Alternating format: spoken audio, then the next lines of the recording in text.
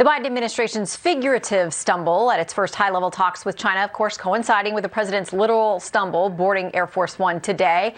But here's a reminder of how he compared his agility to his predecessors during the campaign last year. Look at how he steps and look how I step. Watch how I run up ramps and he stumbles down ramps, okay? Come on. And let us not forget the widespread speculation and hysteria over President Trump's walk down that ramp at West Point last summer. Joining us to discuss, the host of the Aggressive Progressive podcast, Chris Hahn, and KTTH Seattle radio talk show host Jason Rantz. Welcome back to both of you, gentlemen. Great to be here, Shannon. Okay, so we remember some of what went on last year. Just give you a little flashback of the president, Trump. Last summer, the New York Times, Trump's halting walk down ramp raises new health questions. Washington Post, Trump tries to explain his slow and unsteady walk down a ramp at West Point. The Hill, Trump defends slow walk down very slippery West Point ramp. All right, Jason, those are the rules of the game, as set by many in the mainstream media. We probably have bigger problems to worry about than a stumble boarding Air Force One. But if there was hysteria for President Trump, is it fair to now roll it out for new President Biden? Yeah, I mean, I think that's why we're talking about this. No one's talking about it merely because we want to make fun of Joe Biden. It is sad. He's not able to go up those steps without that kind of fall. And it's happening in the context of him not doing press conferences because, hey, those aren't actually scripted by someone else for him to read off of. So let's be clear. The reason why we're talking about this is because of unfair and partisan treatment from partisan hacks over the course of the last 4 years that wanted to pretend that Donald Trump holding a glass of water weird was somehow an indication that he's got serious arthritis and it's weird. These are silly topics. But if I were Joe Biden, I would just embrace them because obviously all of these crises, which we're pretending are challenges, it's not really getting as much coverage. Well, I mean, we're talking about that instead of as much the border and other issues, the China stuff and everything else that's going on.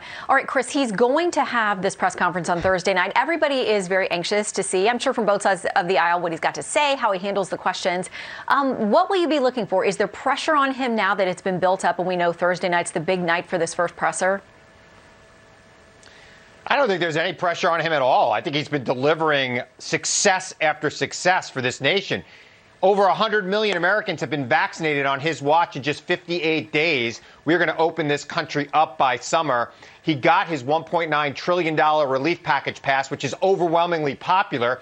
The right has nothing to say, so they're focusing on things like him walking up the stairs and saying, well, let's forget about the fact that the former guy based his entire campaign on the fact that he was such a vigorous, manly man, and then we see him walking like he can't walk. That's why there was a lot of attention paid to that. So, look, I think Thursday night's good. I think it's great for presidents and other politicians to engage with the media. You know I support that fully. I'm expecting him to talk about his successes and also talk about the challenges this nation faces. Remember, this immigration crisis at the border, that was left on his plate by Donald Trump, who dismantled the immigration system at the border, who dismantled the refugee system in this country. And Biden is putting it back together, and I think he's doing a pretty good job of it. It's still early, and he'll fix it. There's a lot to unpack there. First of all, even the Biden administration will admit that a lot of what they're accomplishing with the vaccine was very much in place. It was started under President Trump with the help of private industry getting Operation Warp Speed going. But you were already hitting 1 million doses, and the ramping, the companies were ramping up and providing more. It's great news. We should all be celebrating as Americans, regardless of party, that hopefully more people are getting protection. They'll be healthier. But the COVID bill, we know, is full of all kinds of things that it went through on a party line vote. Not a single Republican voted for it, much like the Affordable Care Act. Not a single GOP vote. Until you tell them what's in it. And Jason, I know you talk to people about this. Of course, all of us want to help our American neighbors and businesses and people who are struggling. Everybody is on board for that. But when they find out that, there are billions, maybe $1 trillion in there tucked in for all kinds of pet projects, whether it's Republican or Democrat, then people start to turn on it in the polling. Absolutely. I mean, look, the fact of the matter is that would have been passed much earlier had the Democrats not tried to put so much garbage in it. If it was singularly focused on helping the American people get back to work and focusing on the economy, it clearly would have passed earlier. But let's be clear. I mean, to talk about, oh, yeah, we're going into this Thursday press conference with all of these successes. It's not a success. You can go ahead and blame Donald Trump for the border all you want. But the fact of the matter is you've got right now the Biden administration working with Mexico behind the scenes to try to revert back to some of the Trump policies because of the crisis that's at the border. You've got people, children, who are sleeping on the floor, not getting to go outside as much as they're supposed to, not being fed the same way. And you can blame Trump. But you know what? Under Donald Trump, there wasn't an influx of kids who were traveling alone, risking death and risking a whole lot. Donald Trump just left them in Mexico to die and be exploited. Donald Trump just left them in Mexico to die and be exploited. Now, look. Chris, wait a minute. The very same things that the mainstream media was ripping Trump for are very many of the same exact things that are happening under this administration. So let's just be fair and honest. I mean, nobody's agreeing that it's ideal for these precious children and families, innocent kids.